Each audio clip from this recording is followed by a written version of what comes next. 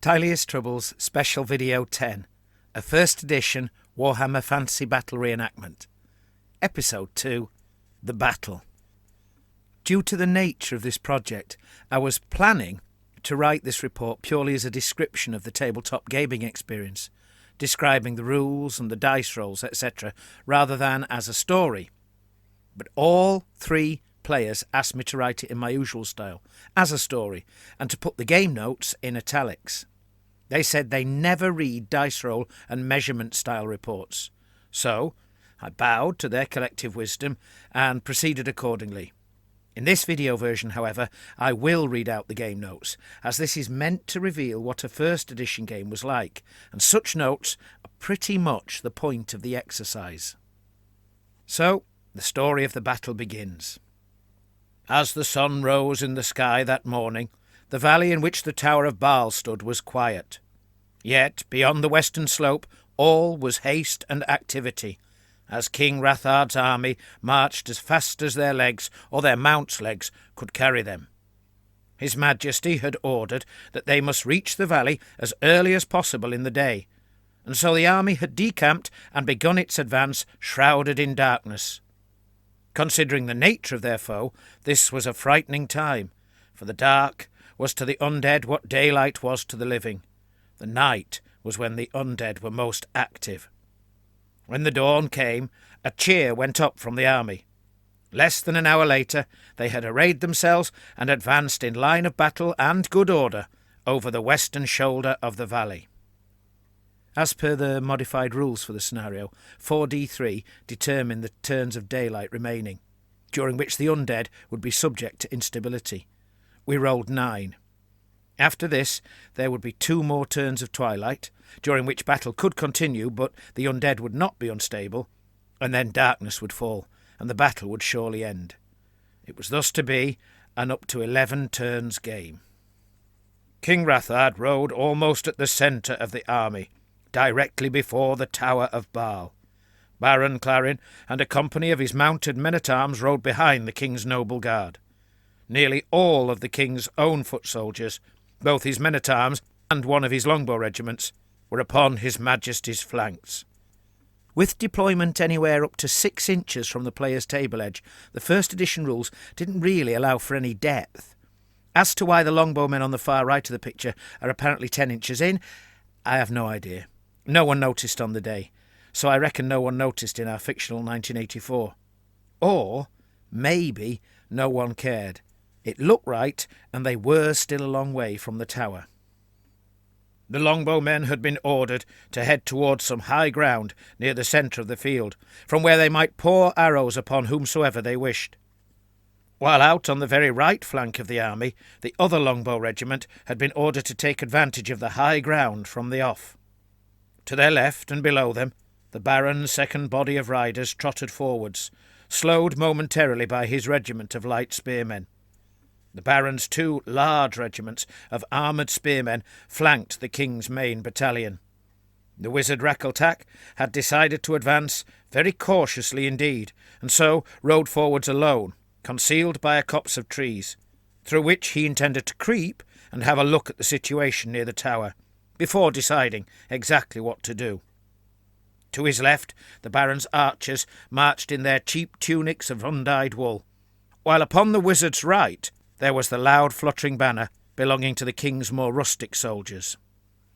The necromancer, Master Hobbelig, commanded his forces as best he could to array for battle.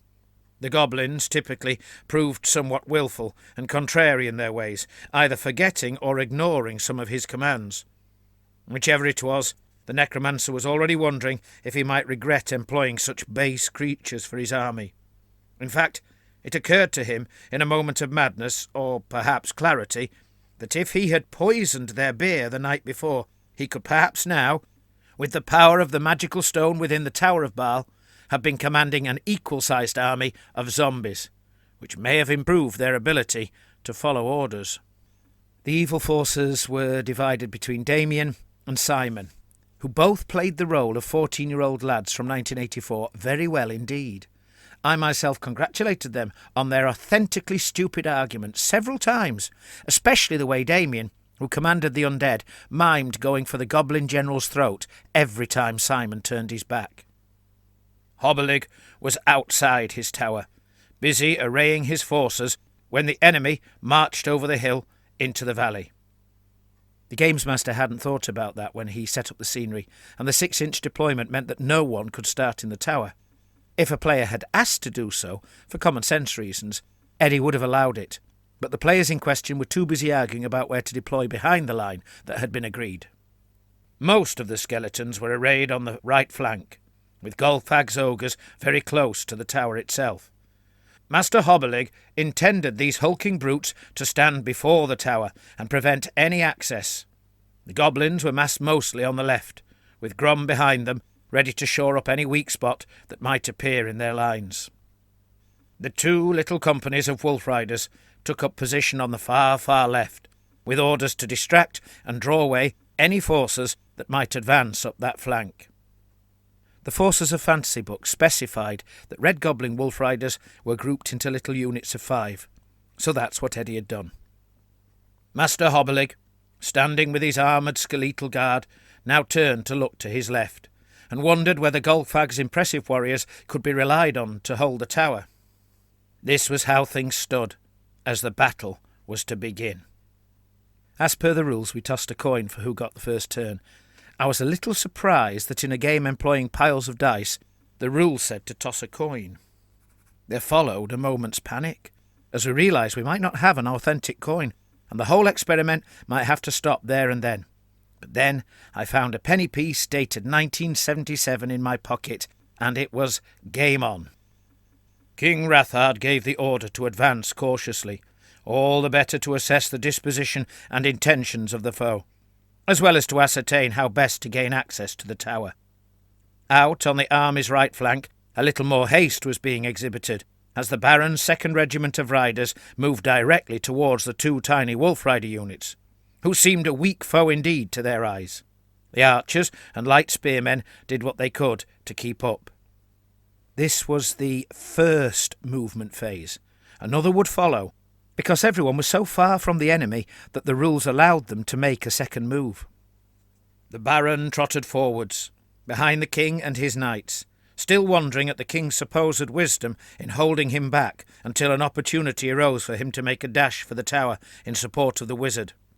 On the other side of the field, Master Hobbelig's force jigged hither and thither into what seemed to be the best formation in which to receive the foe, while the necromancer's long-dead horse warriors came up on the right flank at a pace, perhaps drawn by the weak magical aura emitted by the wizard Rackletak, adorned as he was in magical tokens and amulets, with wizardly spells sitting on the very tip of his tongue. Golgfag, the mercenary ogre, led his Rutdrogs past the tower, the regiment splitting in 2, then reforming in front of the building.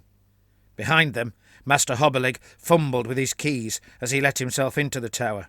He intended to watch the battle from the comfort of a window seat. On the wicked army's left, however, considerably less zeal was being exhibited, as both bodies of wolf riders, very much contrary to their orders, turned about and headed off towards the safety of the rear of the grey stone farm building.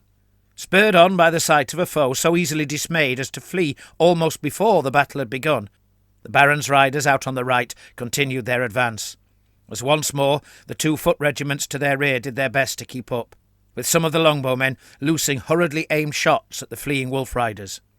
Meanwhile, in the centre of the field, the king's first longbowmen reached the summit of the little hill, and immediately set about loosing a volley of arrows at the massed regiment of heavily armoured goblins before them, killing 2. The Baron's archers also attempted a shot at the skeleton riders. As the riders were not yet within 6 inches, they did not cause fear, which meant no test was necessary in order to shoot at them. Also, there was no modifier for moving and shooting, not when the archers used their own legs anyway. The archers all then continued their advance, this being the second movement phase. King Rathard, his white steed's yellow barding easily discernible, came on slowly and surely. Upon his Majesty's immediate right was a knight keen on hunting with the crossbow.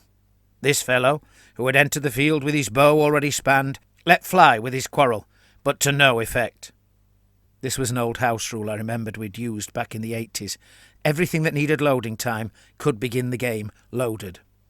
Why the death of 2 plate-armoured goblins should so annoy the spear-wielding regiment next to them, no one else can ever know. But annoy them it did, for the spear goblins turned and charged smack into the flank of their neighbours, killing another 2 of them. A failed animosity test led to this fight, and the lack of anything akin to charge arcs meant that the angry spear goblins simply turned on the spot and charged. Interestingly, it was now that we discovered some text that might well be one of the first Warhammer Fantasy Battle Rules contradictions. A reader's written interpretation seemed to indicate that the angrier one mob of goblins becomes concerning another mob, the less likely they are to attack.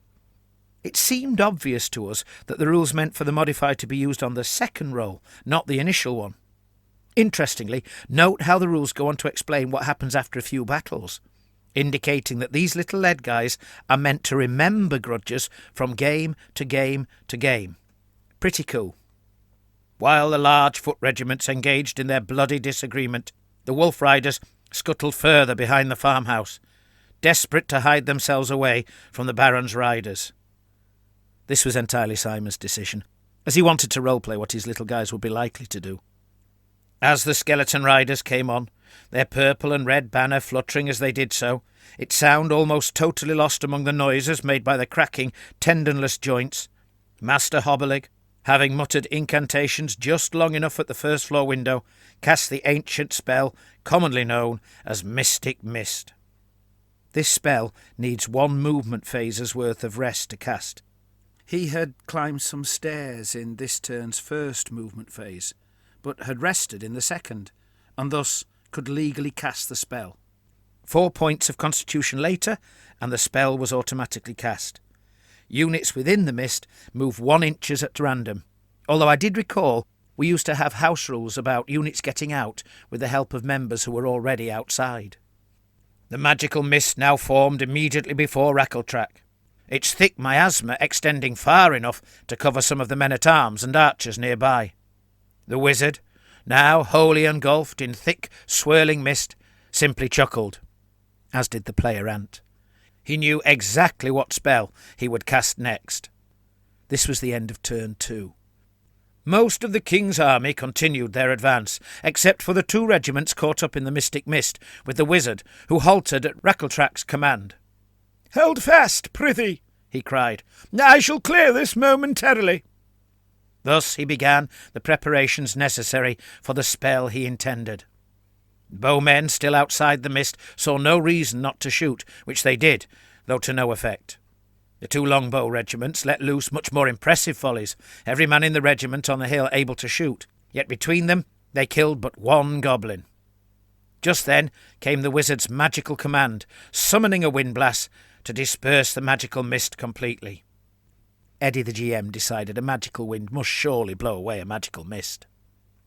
On the other side of the battlefield, the goblins continued to act in a typically unhelpful manner, with the wolf-riding hero leading his little unit in a brave attack on the rear of the other wolf-rider unit. Presumably, he did not like them taking the lead, and wanted to show them what would happen if they got in his way. As a result, yet another goblin died to a goblin's blade. A somewhat more glorious charge occurred on the evil army's far right flank, as the skeleton riders hurled their mass of bones and rusted armour into the blue-liveried spearmen on the hill.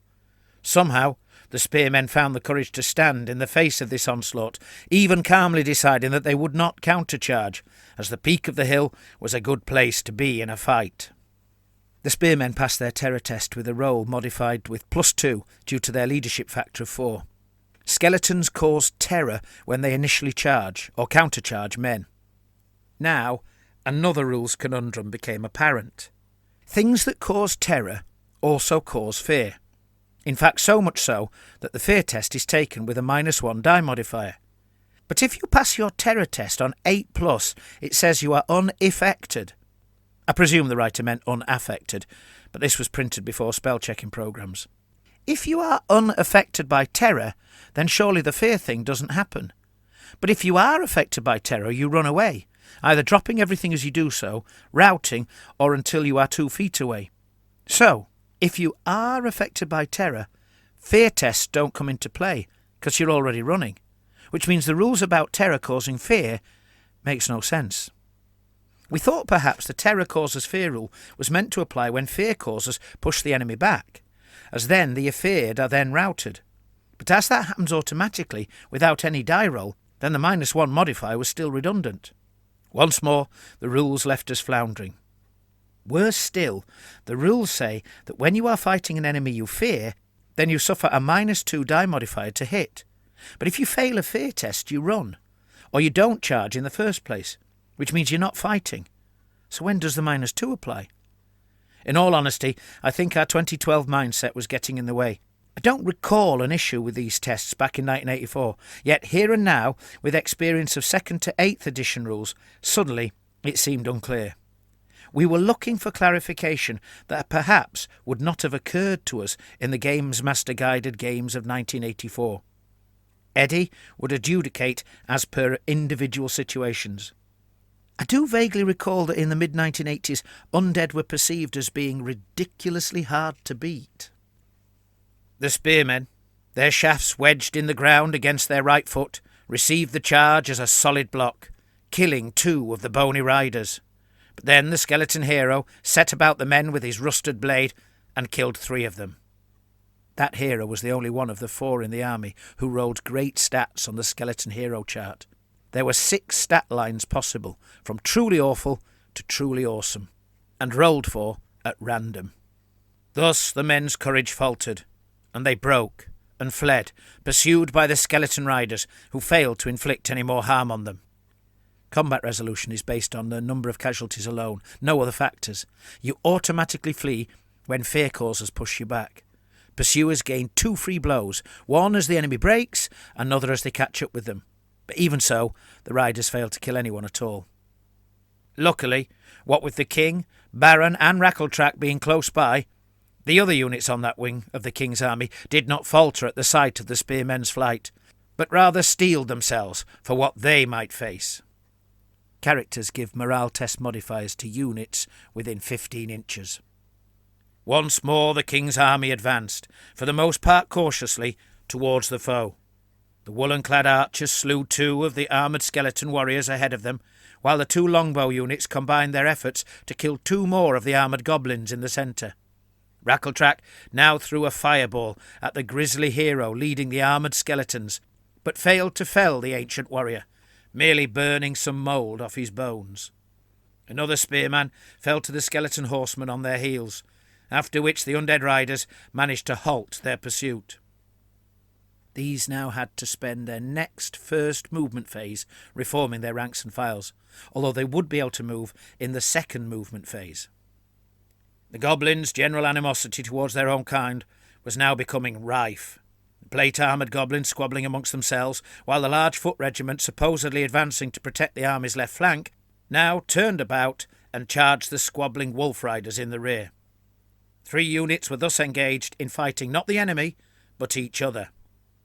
The skeleton archers now felled a mounted man-at-arms in the Baron's personal guard, while the Baron's spearmen continued their flight away from the field of battle. Still wary of the forces directly defending the tower, the right of the King's army advanced once again in a cautious manner.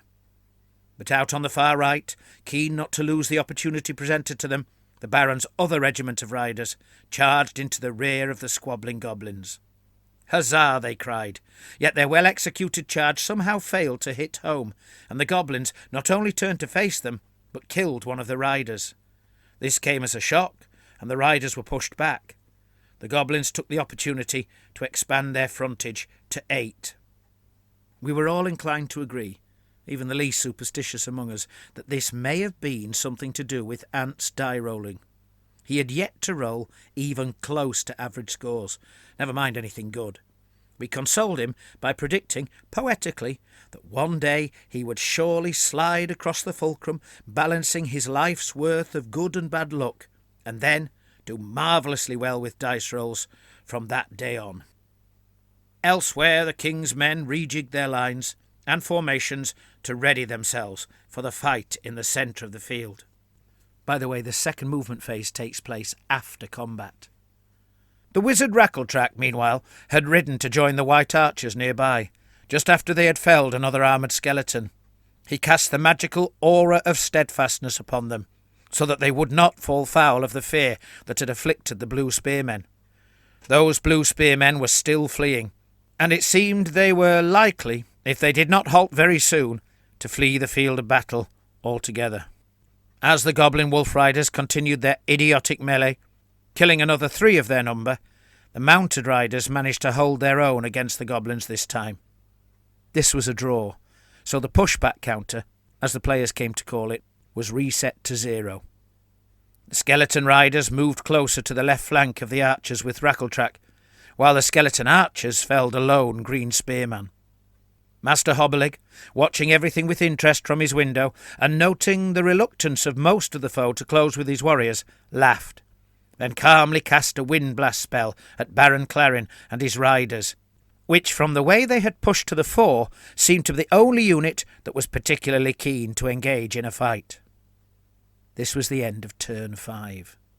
Having cast his steadfastness spell on the white-clad archers, the wizard Rackletrack and the archers wheeled cautiously to their left and let loose a volley at the terrifying skeleton riders mounting the hill beside them.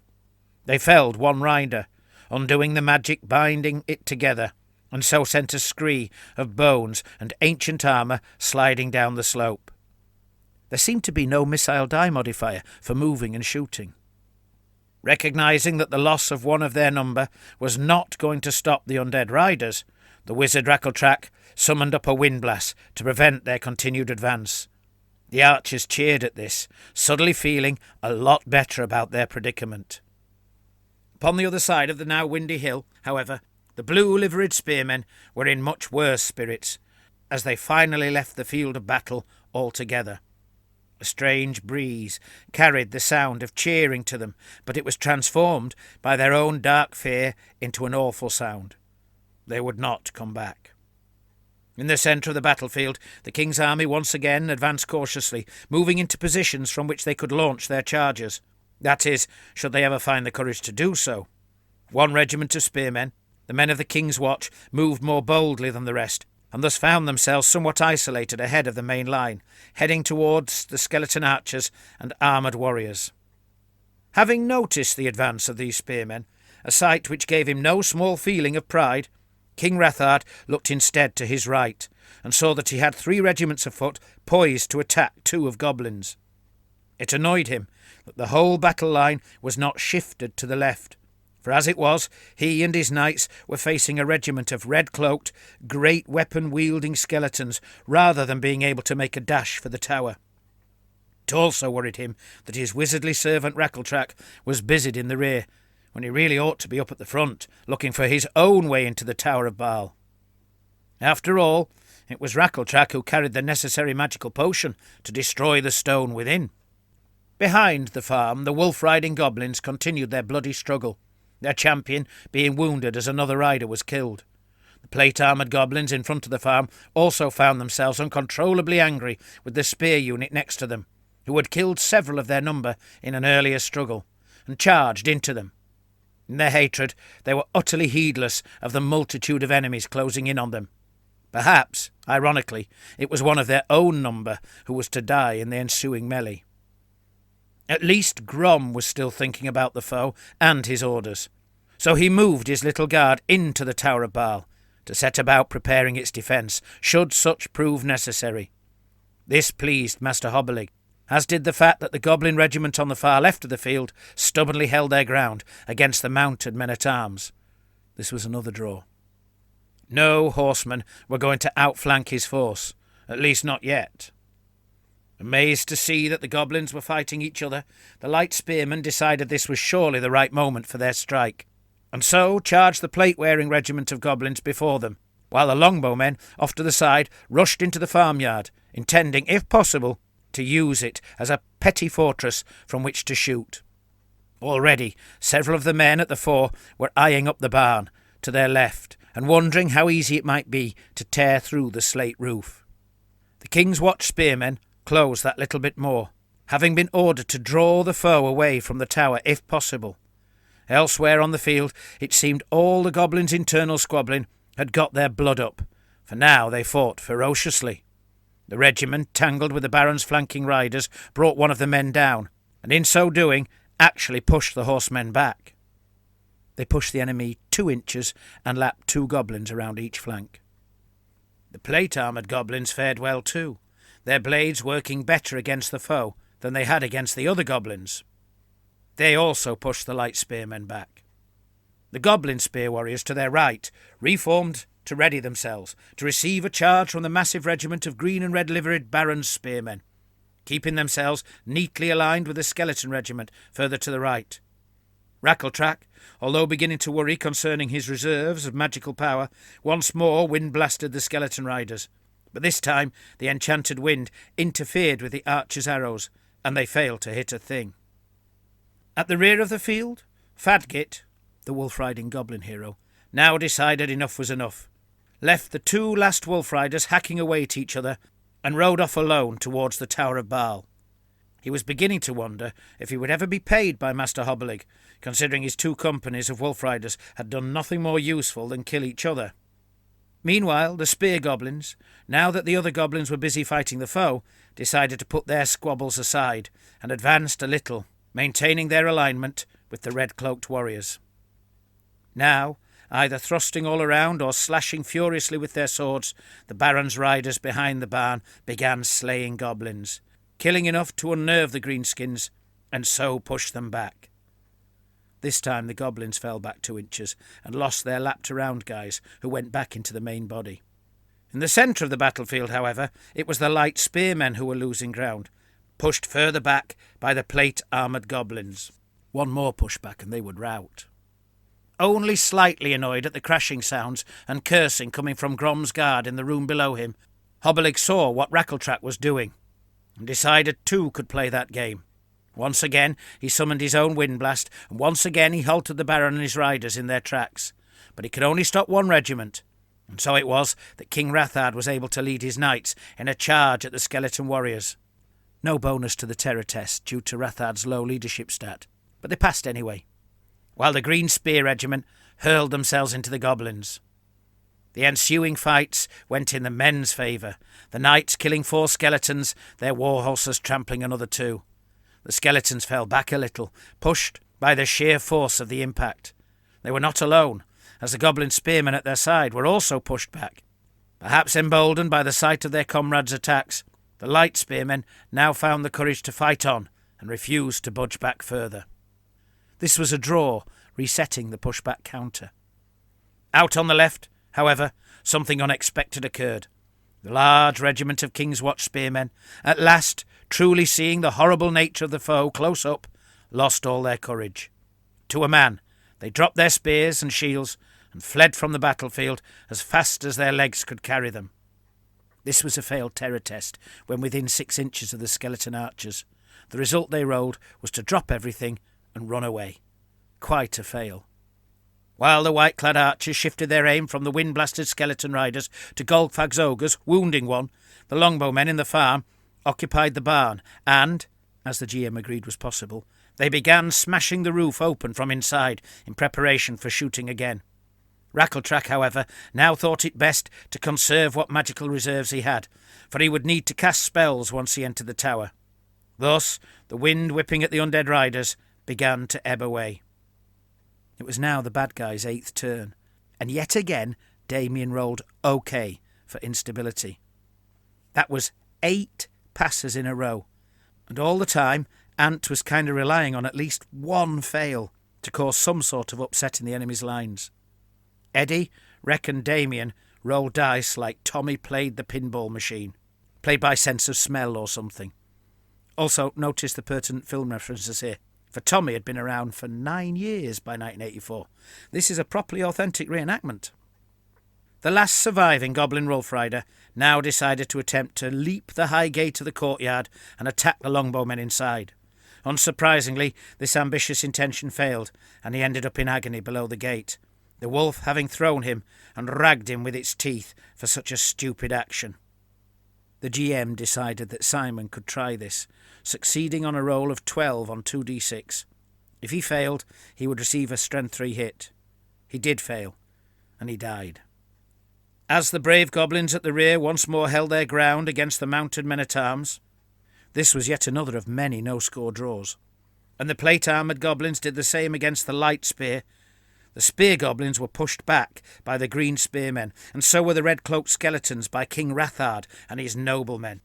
It was just at this moment, almost 9 turns into the game, that something dawned on all us reenactors. A very embarrassing mistake. We had been playing 8th edition style casualty removal, i.e. the second rankers step up in combat, so that the full front rank always gets all its attacks.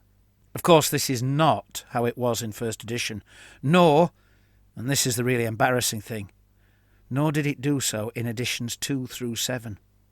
In other words, I myself had played the old way for about 25 years, through all those editions, and yet here, in this game, I had forgotten entirely. When we considered what had gone on so far, however, we decided the results hadn't been too out of whack with what they should have been.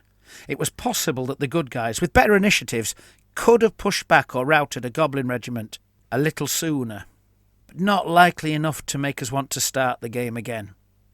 For the purposes of this reenactment report, I suggest you presume that Eddie, the GM, as Home Rule King, came up with the idea of stepping up way back in 1984, turning our mistake into an imaginary Home Rule. Finally released from the wind, the mounted skeleton champion and his 2 companions now came charging down the hill into the White Archers. 2 bowmen fell to the champion's deadly blade, while 1 skeleton rider was slain. But because of the steadfast spell still affecting them, the archers refused to run. Without the spell they would have routed, as you always run when defeated by a fear-causing foe. Laughing maniacally, and beginning to feel the battle had become nothing but a game in which to pass the time until darkness fell, and his enemy would surely flee in terror, Master Hobbelig continued directing his windblast at Baron Clarin and his riders so that they still could not approach the tower. It was turn 9, the last turn of daylight. After that, only 2 turns of twilight, and then the long dark night. King Rathard's forces were now either unable or unwilling to move, being in combat with the foe or ensconced just where they wanted to be with their bows. 9 longbowmen could see out of the smashed roof, and so began taking pot shots at the ogres.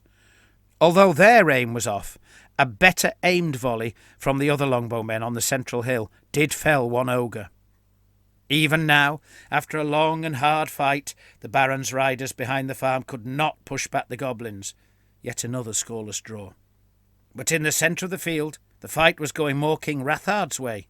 The light spearmen finally routed the plate-armoured goblins, and so chased after them, their 2 free blows getting them no kills. Then the king and his knights also routed the skeletons, chasing them as they fled alongside one of the Tower of Baal's outbuildings. We could find no rule anywhere that said skeletons do not rout after 3 pushbacks, like most troops. Goblins last only 2 turns, elves and dwarves stay put a little bit longer. But we could find nothing to indicate the undead were any different to men. So we assumed they would do exactly what standard troops do. Immune to psychology wasn't yet invented. I wish I could remember if we'd played them back in the 1980s as immune in practice.